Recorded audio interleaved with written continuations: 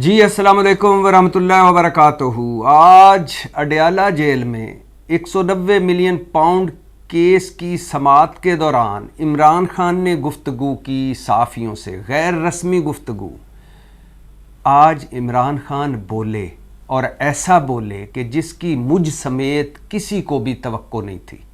और इन हालात में, मतलब मौजूदा हालात में, इमरान खान की ये गुफ्तगू, इमरान खान ऐसा कह सकते हैं, ऐसा बोल सकते हैं, ये बात कर सकते हैं या ये बातें कर सकते हैं, मुझ समेत किसी को भी तवक्को नहीं थी। इमरान खान की इस गुफ्तगू के दो हिस्से हैं। पहला हिस्सा कमो बेश वो कई बार इस हवाले से बात कर चुके हैं। दूसरा हिस्सा डायरेक्ट फौजी क़यादत के हवाले से है। और मैं क्यों कह रहा हूँ कि मुझ समेत किसी को तवक्को नहीं थी कि मौजूदा हालात में इमरान खान ऐसी गुफ्तगू करेंगे, ये आपको तब पता चलेगा जब पहले मैं आपको इमरान खान की गुफ्तगू सुना दूँ। उसके बाद बताता हूँ कि मुझ समेत किसी को भी क्यों ये तवक्को नहीं थी कि इमरान खान मौजूदा हालात में, इन लम्हों में ये गुफ्तगू कर सकते हैं। यकीन करें, जिससे भी बात हुई है वो हैरान था कि इमरान खान ने क्या कह दिया और किन हालात में क्या कह दिया और मौजूदा हालात में ये कह दिया। पहले इमरान खान की गुफ्तगू सुन लीजिए। पहला हिस्सा सुनिए जो कमो बेश वो पहले भी दोहरा चुके हैं मुख्तलिफ अल्फाज में, मुख्तलिफ जुमलों में, लेकिन एक बार फिर सुन लीजिए। इमरान खान कह रहे हैं कि अगस्त में जब मुझे पकड़ा गया तो पुलिस मेरे बेडरूम में दाखिल हुई, मेरा पासपोर्ट, चेक बुक तक साथ ले गई। वो तो शुक्र है कि बुशरा बीबी ने कीमती अशिया नकदी समेत पहले से ही वहाँ से शिफ्ट कर दी थी, क्योंकि बुशरा बीबी को इल्म था कि मैं गिरफ़्तार होने वाला हूँ और मेरे बेडरूम तक की तलाशी होगी। इनाम शाह जो बनी गाला के इंचार्ज थे, जिनके साथ बुशरा बीबी की एक मुबैना ऑडियो भी आई थी और जिन्होंने एक टीवी इंटरव्यू भी दिया था, वो तोशा खाना केस में भी उन्होंने एक इंटरव्यू दिया है। और इनाम शाह बनी गाला के इंचार्ज थे मुलाजमीन के, सिक्योरिटी के। इमरान खान कह रहे हैं कि इनाम शाह और तोशा खाना के एक मुलाजम को खुफिया एजेंसी ने मेरे ख़िलाफ़ वादा माफ़ गवाह बनाया। तोशा खाना केस में सज़ा दिलवाने के लिए, मुझे सज़ा दिलवाने के लिए, इमरान खान कह रहे हैं तोशा खाना केस में मुझे सज़ा दिलवाने के लिए दुबई में पार्ट टाइम सेल्समैन से ग्राफ घड़ी और ज्वेलरी सेट की मालियत का मन मर्जी का रेट लगवाया गया। इमरान खान कह रहे हैं कि तोशा खाना रेफरेंस बनाने पर मैं चेयरमैन नैब और इनाम शाह के ख़िलाफ़ केस करूँगा। इमरान खान आगे कहते हैं कि फवाद चौधरी प्रेस कॉन्फ्रेंस कर चुका था, लेकिन इसके बावजूद इसे मेरे ख़िलाफ़ वादा माफ़ गवाह बनाने के लिए जेल में रखा गया। याद रहे, फवाद चौधरी गुज़श्ता रात गए रिहा हुए हैं और उनका एक वीडियो क्लिप भी आ रहा है जिसमें वो उनकी छोटी छोटी बच्चियां भाग कर नंगे पाँव उनसे चिमट रही हैं और फवाद चौधरी आंखों में नमी लिए उनको प्यार कर रहे हैं। अल्लाह हर कैदी को ये मौका दे कि वो अपने घर वापस आ सके। इमरान खान आगे कहते हैं कि शाह महमूद कुरैशी और परवेज़ इलाही आज प्रेस कॉन्फ्रेंस कर दें तो इनके केस ख़त्म हो जाएंगे। जब मैं अडयाला गया था तो शाह महमूद कुरैशी ने मुझे बताया था कि कई बार मुझे ऑफ़र हुई है कि मैं तहरीक इंसाफ छोड़ दूं, अपने मौक़िफ़ से हट जाऊं, तो मेरे ख़िलाफ़ केस ख़त्म कर दिए जाएंगे। शाह महमूद कुरैशी पर एक ऐसा केस भी है, 9 मई का केस, और शाह महमूद कुरैशी उन लोगों में से हैं जो 9 मई के हवाले से पार्टी में जिनकी मुखालिफ आवाज़ थी। और शाह महमूद कुरैशी उन दिनों कराची में थे, उनकी अहलिया अलील थी। 9 मई, 8, 9 और 10 मई तीनों दिन वो कराची में अपनी बेगम के साथ थे जो एक अस्पताल में दाखिल थीं, लेकिन उन पर 9 मई का मुकदमा भी। और परवेज़ इलाही, 78 साला परवेज़ इलाही इस वक्त इस्लामाबाद के एक सरकारी अस्पताल में बेड पर लेटा हुआ है। पसलियाँ टूट चुकी हैं, फेफड़ों और गुर्दों में इन्फेक्शन है, सांस लेने में प्रॉब्लम है। और परवेज़ इलाही जो प्रो इस्टेब्लिशमेंट था पाकिस्तान तहरीक इंसाफ में और जो बहैसियत वज़ीर आला और पाकिस्तान तहरीक इंसाफ का इत्तेहादी होकर कहता था तहरीक इंसाफ वालों मोहसिन कुशी ना करो, इस्टेब्लिशमेंट के ख़िलाफ़ ना बोलो, اگر اب تم اسٹیبلشمنٹ کے خلاف بولو گے تو میں تمہارے خلاف بولوں گا. وہ پرویز الہی بھی آج 9 مئی کے مقدموں میں کئی مقدموں میں گرفتار ہے، اور اس وقت Pakistan institute of medical sciences PIMS Islamabad کے ایک سرکاری ہسپتال میں بہت اچھی کنڈیشن میں نہیں. اللہ اسے صحت دے. عمران خان آگے کہہ رہے ہیں فائز عیسیٰ قاضی کو، چیف جسٹس کو کہہ رہے ہیں، فائز عیسیٰ قاضی کو فیض آباد دھرنا کیس، پرویز مشرف کیس اور بھٹو کیس تو یاد ہے، مگر جو کچھ تحریک انصاف کے ساتھ الیکشن سے پہلے ہوا، جو کچھ الیکشن میں ہوا، جو کچھ الیکشن کے بعد ہو رہا ہے، اور جیسے تحریک انصاف پر جھوٹے مقدمے قائم کیے گئے، جس طرح تحریک انصاف پر کریک ڈاؤن ہوا، جس طرح تحریک انصاف کی خواتین کے بیڈ روموں میں گھسا گیا، جس طرح تحریک انصاف کے لوگ جیلوں میں، کئی بے گناہ لوگ جیلوں میں پڑے ہیں، کیا چیف جسٹس کو یہ سب کچھ نظر نہیں آ رہا؟ وہ چیف جسٹس جس کو بھٹو کیس میں غلطی کریکٹ کرنے کا خیال آ گیا، موجودہ دور میں جو کچھ بلنڈرز ہو رہے ہیں، کیا چیف جسٹس کو وہ نظر نہیں آ رہا؟ عمران خان کہہ رہے ہیں کہ پچھلے سال 18 مارچ کو مجھے جوڈیشل کمپلیکس میں قتل کرنے کا منصوبہ تھا. 24 گھنٹے پہلے ہی جوڈیشل کمپلیکس کو ٹیک اوور کر لیا گیا تھا. سادہ کپڑوں میں ملبوس لوگوں کی بڑی تعداد جوڈیشل کمپلیکس میں موجود تھی. جوڈیشل کمپلیکس کی اس دن کی CCTV فوٹیج بھی غائب کر دی گئی ہے. عمران خان آگے کہہ رہے ہیں، یہ اب سیکنڈ پارٹ شروع ہو رہا ہے جو میں کہہ رہا ہوں کہ بڑا خوفناک پارٹ ہے، اور جس کی توقع نہیں تھی کہ عمران خان موجودہ حالات میں یہ گفتگو کریں گے. عمران خان کہہ رہے ہیں جو کچھ مشرقی پاکستان کے ساتھ ہوا وہی آج یہاں ہمارے ساتھ ہو رہا ہے. مشرقی پاکستان میں مجیب الرحمان کا مینڈیٹ نہ مانا گیا اور ملک ٹوٹ گیا. یحییٰ خان اور بھٹو مجیب الرحمان کا مینڈیٹ مان لیتے تو پاکستان نہ ٹوٹتا. جنرل یحییٰ مجیب الرحمان سے بات کر لیتا تو فوج کو سرنڈر نہ کرنا پڑتا ڈھاکہ میں.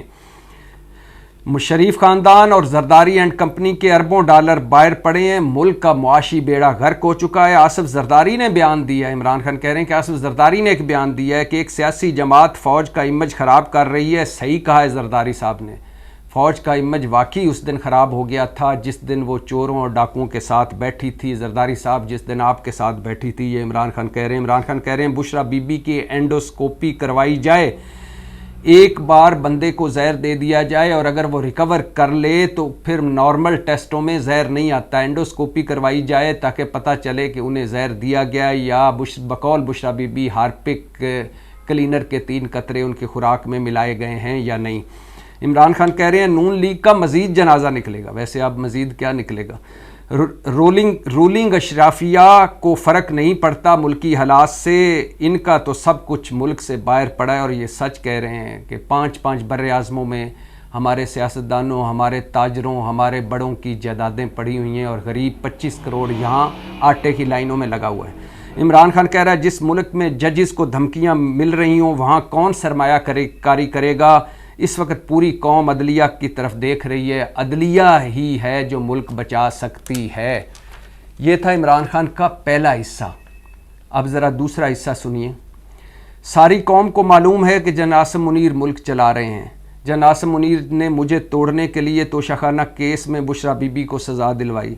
مجھے یا میری بیوی کو کچھ ہوا تو جنرل عاصم منیر ذمہ دار ہوں گے. London plan general Asim Munir اور نواز شریف کے درمیان تھا. لندن پلان میں ججز کو بھی ساتھ ملایا گیا. ISI نے ججز کی تقرریاں کروائیں. اس وقت بادشاہ پیچھے بیٹھا ہوا ہے، محسن نقوی وائس رائے بنا ہوا ہے، جبکہ شہباز شریف نام کا وزیر اعظم ہے اور صرف فیتے کاٹنے کے لیے وزیر اعظم ہے.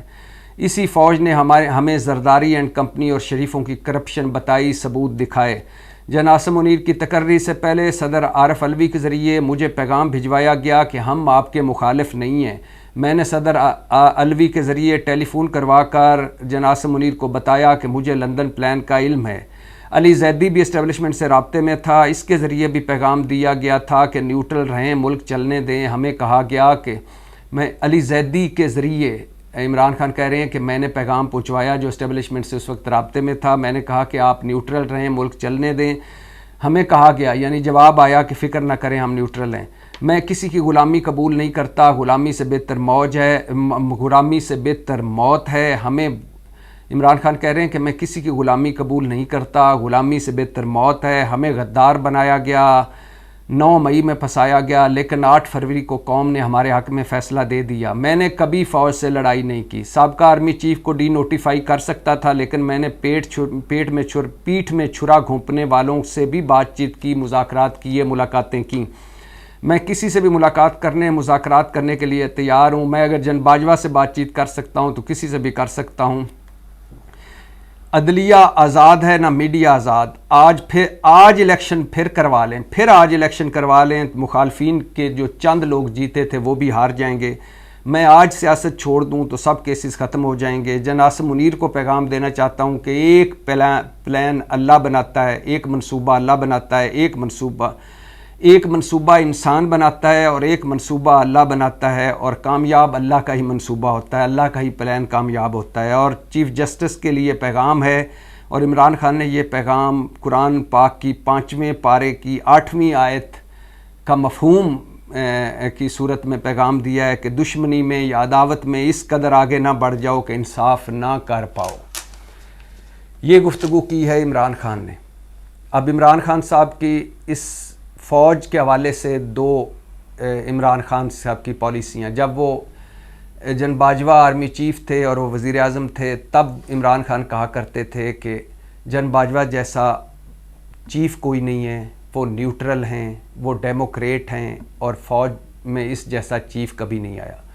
इमरान खान ये भी कहा करते थे कि जब नवाज शरीफ तनकीद कर रहे थे फ़ौज पर, तो इमरान खान कहा करते थे कि चीफ़ पर तनकीद करने का मतलब है फ़ौज पर तनकीद करना, और ये गद्दारी है।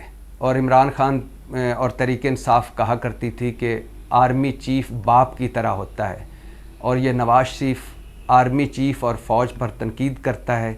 ये चाहता है कि फ़ौज पंजाब पुलिस बन जाए। ये पहला फ़ेज़ है। उसके बाद फ़ेज़ सेकंड शुरू हुआ जब तहरीक अदम एतमाद कामयाब हो गई। इमरान खान फिर बाहर निकले, कौमी असम्बली से निकले, जो कि आप ख़ुद भी मानते हैं कि वो गलती थी। दोनों अपनी सूबाई हुकूमतें ख़त्म कर दी, और ये भी मानते हैं कि ये गलती थी। और उसके बाद वो फिर मीर जाफ़र मीर सादक से 9 मई और 9 मई की भी इमरान खान मजम्मत कर चुके हैं।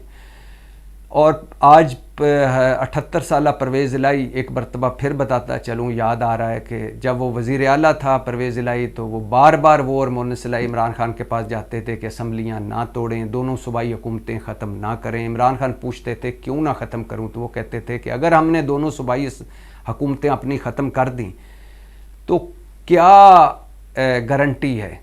7 पॉइंट परवेज़ इलाही और मोनिस इलाही ने इमरान खान के सामने रखे थे, लेकिन जिनमें से 3 बड़े रेलिवेंट हैं, वो सुन लीजिए। पहला पॉइंट था कि परवेज़ इलाही ने कहा कि इमरान खान साहब से कि अगर हम अपनी हुकूमतें ख़त्म कर देते हैं तो आपको क्या गारंटी है कि निगरान सेटअप गैर जानबदार आएगा। वही हुआ। मरकज़ में जो निगरान सेटअप आया, पंजाब में जो आया और KP में आया, वो जानबदार निकला।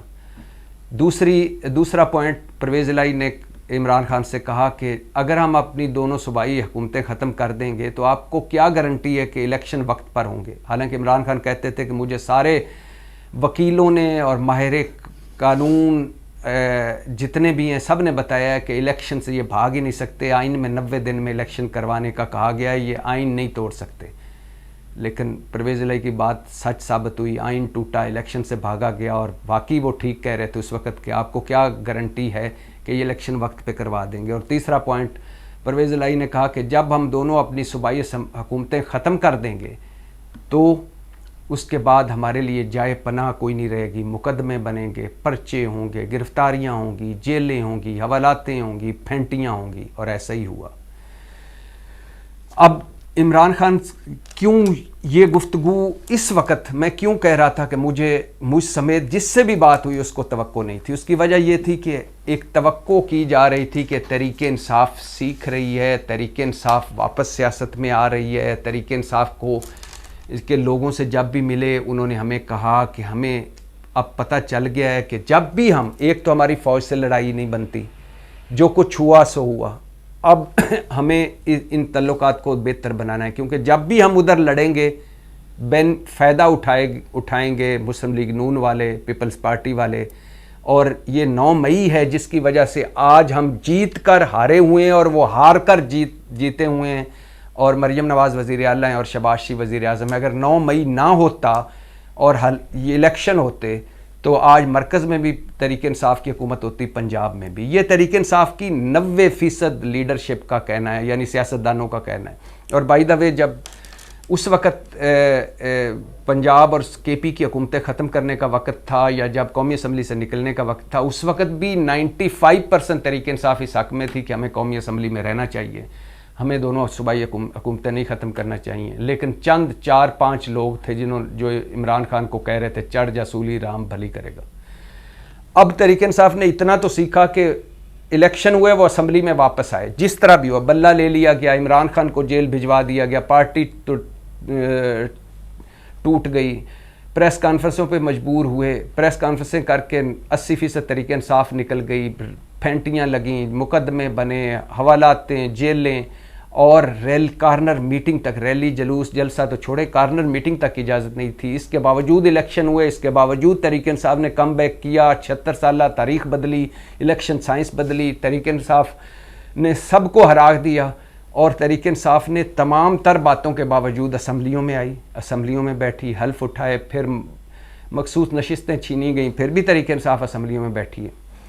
تو اب ان حالات میں جب ایک بات ہو رہی تھی کہ شاید علی امین گنڈا پور جو کور کمانڈر پشاور سے جا کے کور کمانڈر ہاؤس میں ملے ہیں، اپنی کابینہ کے ساتھ افطار ڈنر کیا ہے، وہاں اچھی گفتگو ہوئی ہے، اس سے پہلے بھی کے پی میں بیک ڈور مذاکرات شروع تھے، علی امین گنڈا پور مرکز میں آ کے شہباز شریف سے ملے، اور جو بیک ڈور تحریک انصاف کی کچھ اسٹیبلشمنٹ سے رابطوں کی خبریں آ رہی تھیں، تو ایک امید پیدا ہو چلی تھی کہ تحریک انصاف ایک تو سیکھ رہی ہے، اسمبلیوں میں موجود ہے، اسمبلیوں سے نہیں نکل رہی، اسمبلیوں میں بھی اپنا کردار ادا کر رہی ہے، وہ احتجاج بھی پرامن کر رہی ہے، اور عدالتوں میں بھی کیس لڑ رہی ہے۔ دوسرا، علی امین گنڈا پور جیسا جو اگریسو تحریک انصاف کا فیس ہے، وہ کور کمانڈر ہاؤس پہنچا ہوا ہے، اور وہاں ملاقاتیں ہو رہی ہیں، اور بیک ڈور پہ ملاقاتیں ہو رہی ہیں، تو توقع تھی کہ چیزیں بہتر ہو رہی ہیں۔ تیسرا، جب ہم دیکھتے ہیں کہ توشہ خانہ کیس میں نیب عمران خان کی سزا معطلی پر اعتراض نہیں کرتا، جب ہم دیکھتے ہیں کہ بشرا بی بی کہتی ہیں کہ اب مجھے عزت کے ساتھ ڈیل کیا جا رہا ہے، جب ہم دیکھتے ہیں کہ عمران خان اور بشرا بی بی کے مسلسل کہنے کے باوجود بشرا بی بی کو بنی گالہ میں رکھا جاتا ہے سب جیل قرار دے کے، جب ہم دیکھتے ہیں کہ اڈیالہ جیل کے حکام عمران خان کے ساتھ بیٹھتے ہیں، مل کر بیٹھتے ہیں، تاکہ آپ بتائیں کہ جی آپ کس دن وکلا کو ملنا چاہتے ہیں، کس دن اپنی فیملی کو ملنا چاہتے ہیں، اور آپ کیا کیا چاہتے ہیں، آپ کو اور کیا سہولت چاہیے۔ اور جب ہم دیکھتے ہیں کہ عمران خان یکے بعد دیگرے 10 مقدموں میں بری ہو جاتے ہیں لوور کورٹس میں، اور جب ہم دیکھتے ہیں کہ عمر ایوب قومی اسمبلی میں اپوزیشن لیڈر بن جاتے ہیں، اور ادھر پنجاب اسمبلی میں بھی تحریک انصاف کا اپوزیشن لیڈر بن جاتا ہے، تو ایک توقع پیدا ہو رہی تھی کہ چیزیں بہتر ہو رہی ہیں، اور یہ ہونی چاہیے۔ یہ فوج یقین کریں، کل تحریک انصاف فوج کے ساتھ تھی، آج فوج کے ایک مخالف بول رہی ہے۔ کل جن باجوہ کے خلاف جو بولتا تھا عمران خان، جن باجوہ کے سامنے کھڑے ہو جاتے تھے کہ خبردار نہ بولیں، آج پی ڈی ایم والے بول رہے ہیں۔ اس ملک کی سیاست کا المیہ یہ ہے کہ ان کے لیے فوج وہ اچھی جو ان کے ساتھ ہو، عدلیہ وہ اچھی ہے جو ان کے حق میں فیصلے کرے، الیکشن کمیشن وہ اچھا ہے جو ان کے لیے کام کرے، ایف آئی اے پولیس وہ اچھی ہے جو ان کے مخالفین کو پھینٹیاں لگائے۔ یہ تو ہے، لیکن اس وقت توقع کی جا رہی تھی کہ عمران خان کے کیس ختم ہو رہے ہیں، سائفر کیس تقریباً اختتامی مرحلوں میں ہے، اور توقع کی جا رہی ہے کہ سائفر کیس میں بھی عمران خان کو ریلیف ملے گا۔ عدت میں نکاح کیس تو ایسا ہے کہ 2-3 پیشیوں پہ عمران خان کو ریلیف مل جانا ہے، وہ کیس ختم ہو جانا ہے، کیونکہ وہ اس طرح کی نہ ہمارے ملک میں کبھی کوئی مثال ہے اتنی سزا کی یا اس طرح کے کیس میں سزا کی۔